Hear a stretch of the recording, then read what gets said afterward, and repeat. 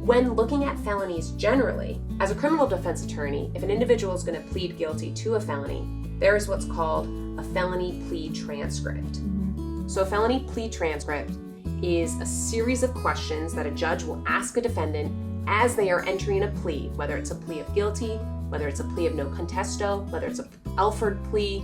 Those are all different sorts of pleas you'll want to discuss with a criminal defense attorney before going before a judge.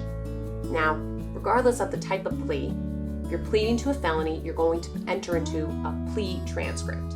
Plea transcript has a series of questions the judge is going to ask you. And one of the questions that a judge asks is, do you understand, you as the client, do you understand that upon your plea of guilty, if you're not a citizen of the United States of America, you could be deported?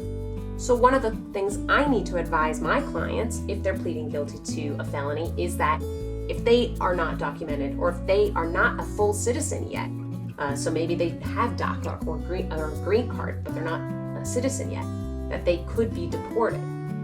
How else could they suffer consequences by entering into a plea of a felony, just generally speaking? Well, I know for a lot of clients, pleas such as no contesto or Alford pleas are very important for their conscience, for how they're, going into this plea agreement. But it's important to note that distinction, and why don't you hit on what that distinction means? A guilty plea versus an Alford plea. That's a good question. So when an individual pleads guilty or no contesto or Alford plea, each of those three different pleas does mean something different in a criminal context.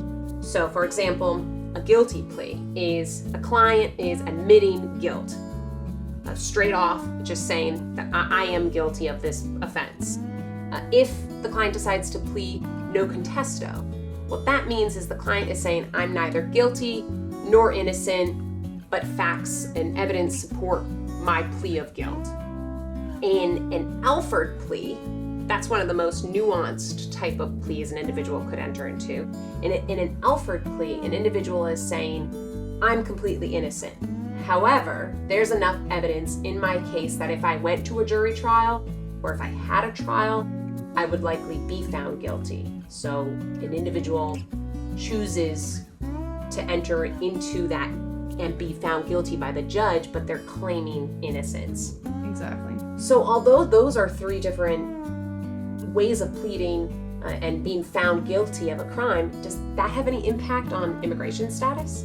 So it does and it doesn't. So you can use like an Alford plea or a plea of no contesto to say, hey, I know you're trying to deny my benefit based off of this conviction, but I never admitted that I did it.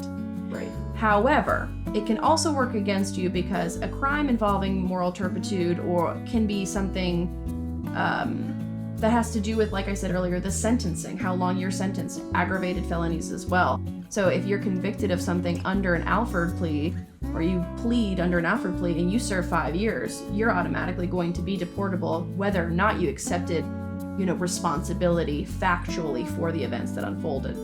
That makes sense. And that is why, as a criminal defense attorney, one of the questions that I'm required to tell my client and inform my client during these felony pleas, when they're entering into admission of guilt or an Alford plea, for example, is I have to advise them that if they're not a citizen of the United States, then upon their plea of guilty or their finding of guilt, they could be deported.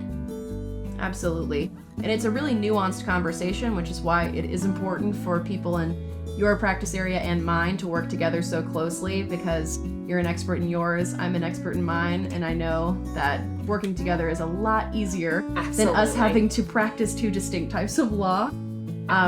But I would say my general rule of thumb for criminal attorneys practicing is to group cases not necessarily under sentencing factors or under, sentencing guidelines, but under types of cases. So, is it a crime involving violence?